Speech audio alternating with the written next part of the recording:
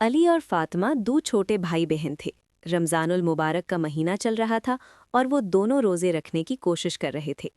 एक दिन वो अपनी अम्मी के साथ बैठे थे। फातिमा ने पूछा, अम्मी, हम ईद क्यों मनाते हैं?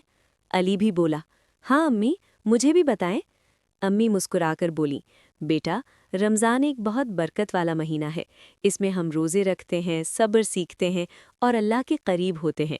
जब ये महीना ख़त्म होता है तो हम ईद उल फित्र मनाकर अल्लाह का शुक्र अदा करते हैं।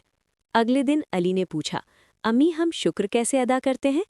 अम्मी ने कहा, हम नमाज ईद पढ़ते हैं, गरीबों को फितराना देते हैं, नए कपड़े पहनते हैं और सब मिलकर खुशी मनाते हैं। ईद का दिन आया तो अली और फातिमा सुबह जल्दी उठ गए। उन्होंने अपने नए कपड़े पहने और ईदी के तोहफे भी मिले, जिससे वो बहुत खुश हुए। फिर वो अपने अब्बू के साथ नमाज ईद पढ़ने गए और खुशी खुशी वापस आए। बाद में वो घूमने के लिए बाहर निकले।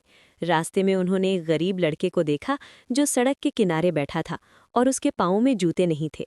फातिमा ने हैरानी से कहा, इसके पास जूते क्यों नहीं हैं?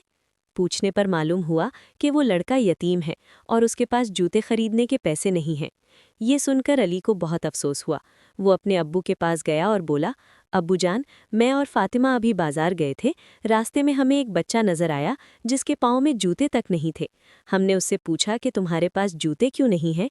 क्या तुम्हारे अब्बू ने तुम्हें ईद पर नए जूते नहीं लेकर दिए? तो उसने हमें बताया कि वो यतीम है और उसके पास जूते खरीदने के पैसे नहीं हैं। ये सुनकर हमें बहुत बुरा लगा। अब्बू जान, मैं उस बच्चे की मदद करना चाहता हूँ।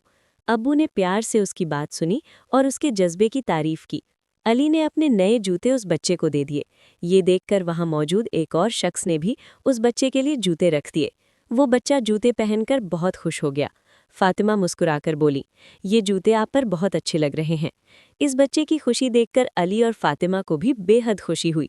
फातिमा बोली, अब मुझे समझ आ गया कि ईद सिर्फ खुशी मनाने का नाम नहीं, बल्कि यतीमों और मिस्कीनों की मदद करने और उन्हें अपनी खुशियों में शामिल करने का नाम है। अम्मी मुस्कुराकर बोली, बिल्कुल ठीक कहा बेटा। फातिमा ने अली की तरफ देखकर कहा, अली, तुमने बहुत अच्छा काम किया, शाबाश।